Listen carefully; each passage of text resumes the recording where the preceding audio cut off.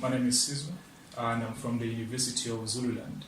I'm a master's student there. I'm wrapping up my master's currently. So, my involvement in this collaboration between my university, University of Zululand, the University of the Western Cape, and the University of York in the UK so there's a collaboration between these three institutions.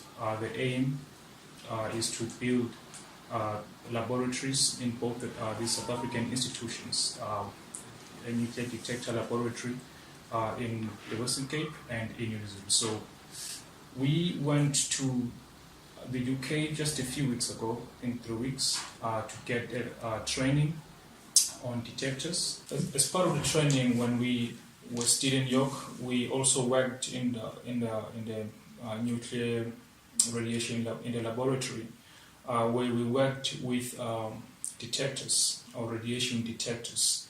So as part of the training, we worked with scintillators. One of those scintillators we worked with was what they call the cesium iodide scintillator. So we took this, so just take these components to make a detector. You've got to have the scintillation, you had a photo detector, a photo sensor, and then we take that, we couple them together so that you can get the scintillation, the scintillated ionizing radiation inside the scintillation, then it gets detected by the photo sensor.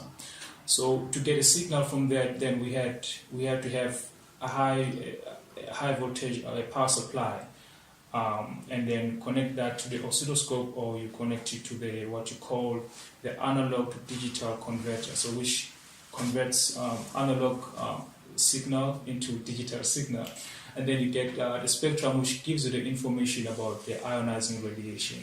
So it was important that we get a training on that, because the laboratories that will be built as part of this collaboration in South Africa, they are radiation or detector laboratories. Yes, so these laboratories, the one that will be built in the University of Zululand, so it's maybe one might wonder what is the benefit, of or what is even the significance of having these laboratories.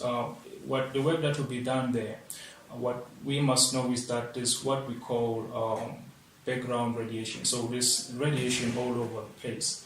So in the laboratory in the University of Zululand, its sole purpose will be to monitor the environmental radiation, or the radiation that is naturally present or in the environment. Yeah, so that would be the purpose of the laboratory there.